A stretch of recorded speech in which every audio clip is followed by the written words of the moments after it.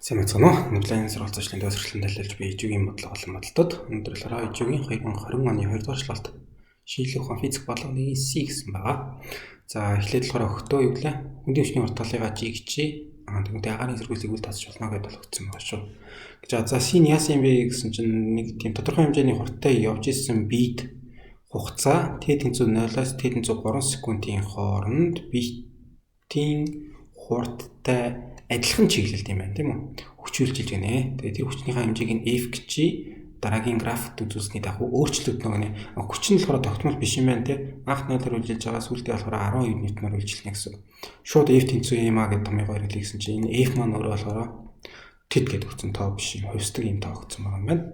Тэнгүүдээ юу болох гэдэг юм бэ гэсэн чинь тэд 0-аас тэд 3 секундын хооронд битийн хөдөлгөөний тоо хэмжээ тийм үү? Өндөр явно окисава дородикэнка штака математикээс зунатай оо ирабинасай.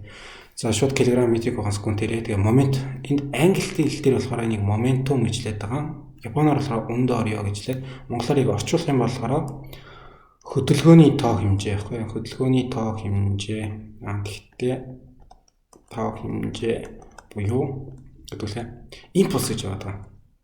Энд дээр яг нэг орчуулгын ялгаа зөрөө нэг үгний байр солиотцсон юм бол байгаа шүү. Энэ англиар момент, монголоор импульс гэж хэлчихэд. Монголоор момент гэхээр нөгөө эргүүлэх момент гэдэг өөр ойлголт юм яриад бичдэг тийм. За импульс болохоор зүгээр их P100 mV л өстэй.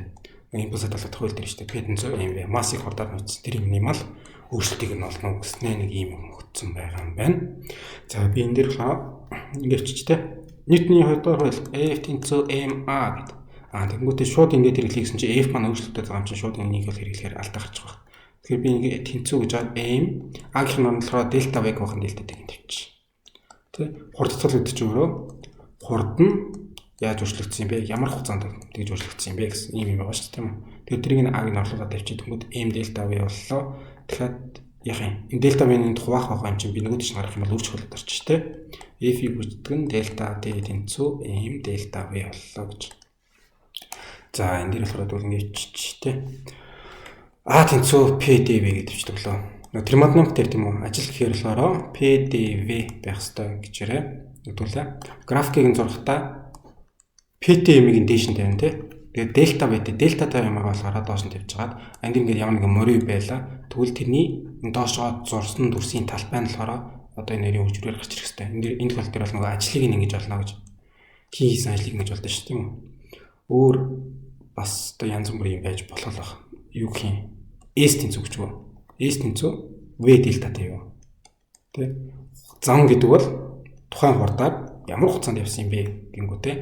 Энэ дээшигийн V гэдэг бол хажуу таш нь болохоор T-г нь авч хагаад ямар нэгэн хурд нь одоо тогтмол байсан ч гэж болно, хурдсан ч гэж болно, удаашрсан ч гэж болно тэ. Айс тохиолдолд доош нь перпендикулаар болгож байгаа энэ талбайг нь олж харлаараа S нь төгтөд гараад ирж тийм үү. За манай бодлогон дээр болохоор F дельта T гэдэг бичиж байгаа байхгүй.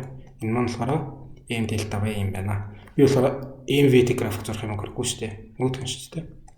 Энэ дээр болохоор бид E шигээ FT, E шигээ TT график зурхаар яхаа хүч нь гэдэг өөрчлөгдсөн байсан ч шууд доошгоо 90 градусын перпендикулаар одоо болгож байгаа л энэ талбайг олчих юм байна гэдэг чинь байхгүй. Одоо манай дээр болохоор график нугаас дүүл тэгээд өгсөн ба. Дээшгээ FT-гээ доошгоо TT нь тэгэнгүүтээ хүч нь ингэж өөрчлөгдсөн. Одоо би нэг голны доошоо болгох шүү гэх гээд нь те. Энэ нөгөө хажуу тишгээ болгож чад E гэдэг үгээ болгож чад энэ талбайг болгох биш шүү.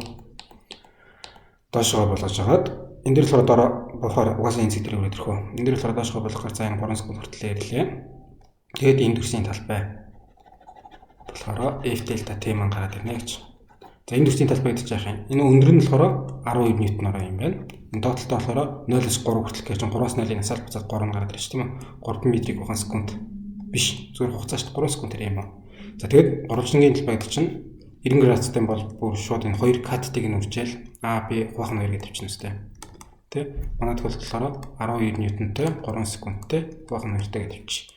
3-ыг 12-оор үржлээ 36 ньютон секунд хуваах нь 2-тай боллоо. 36 2 болоо 18 ньютон хуваах секунд гэж. За энэ маань болохоор юу вэ? F delta T маань тий. F delta T тэнцүү ийм боллоо. Тэнцүү нөгөө талдаа юу вэ? M delta V маань шүү дээ тийм үү? Нөгөө P гэдэг маань хөдөлгөөний тоо хэмжээ байгаа. PMV. Хөдөлгөөний тоо хэмжээ хэрхэн өөрчлөгдсөн бэ? Delta PMV гэхээр delta MV байхгүй юу? За энэ дээр болохоор тэг масс нь тогтмол тоож болно. Би маань нөгөө хагараагүй сүлийнхэн өөр юмтай мөрөлдөж нийлээд том болоогүй тий. Масс нь тогтмол байгаа юм чи гэдэг ийм энэ урдан гараа ич. Тэгэх юм бол ийм дэлтэй байг яриад гараад ирж байна. Нөгөө юу лээ? Тогтмол тоон нас уламжлал авч байгаа адилхан юм их гэдэг байхгүй. Энэ ийм л тогтмол тоон авч уламжлалынхаа урд гараад авчихлаа гэж. Ийм тэгээ дельта байтай болчлаа. Тэгээ ийм дельта бай юм болохоор буцаа тэнцүү F дельтатай болсон. Буцаа тэнцүү 18 ширхэг нийтний гүйцэтгэн секундыг тавьчихсан. Тэ дельта P тэнцүү 18-аар гарах хэрэгтэй. 18-тай хариу байна. 18-тай хариу бол энд байна. Гэхдээ энд килограммыг метрик хугацаанд секундээр тавьсан юм байна. Килограмм метрик хугацаанд секунд.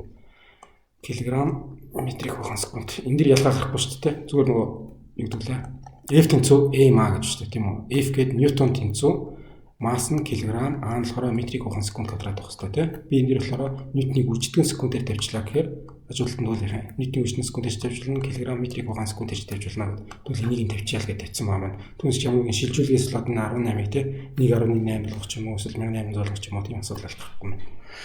За гарч ирсэн үгнүүд маань юм өгнөд байна. Хурд бол ойлгомжтой, хөдөлгөөн ойлгомжтой, объект ойлгомжтой, цаг хооронд нэ. Тэгээ нэлээд тэдэн 0 секундээс тэдэн 3 секундын хооронд гэсэн байсан шүү дээ. Чиглэл нь болохоор хурдныхаа явж байгаа чиглэлтэй адилхан гэдэг юм байна. Хэрвээ эсрэг чиглэл байсан бол манай 18 гэдэг харин манай хасах 18 гэж гарч ирэх байсан баг. Тэгээ хүч байлаа, хэмжээ байлаа, хэмжээний өөрчлөлт, хөдөлгөөний тоо хэмжээ гэдэг нэг монголоор болохоор одоо импульс гэдэг нэрлээ сурцсан юм да. Англиад гэдэг импульс гэх юм бол өөр юм болчих магадгүй шүү. Монголоор момент гэх юм бол шал өөр юм ярьж байгаа шүү. Тэ? Энд дээр жоохон анхаарахгүй болдог юм. Тэгмүүдээ атай гэхээр чи утга хөдөлгөөний тоо хэмжээний өөрчлөлт зутгыг доотх туудаас аль тохиромжтойг нь сонгоно гэдэгцсэн. За нэг лайн байла. Баярлалаа баяртай дараа дахин уулзъя.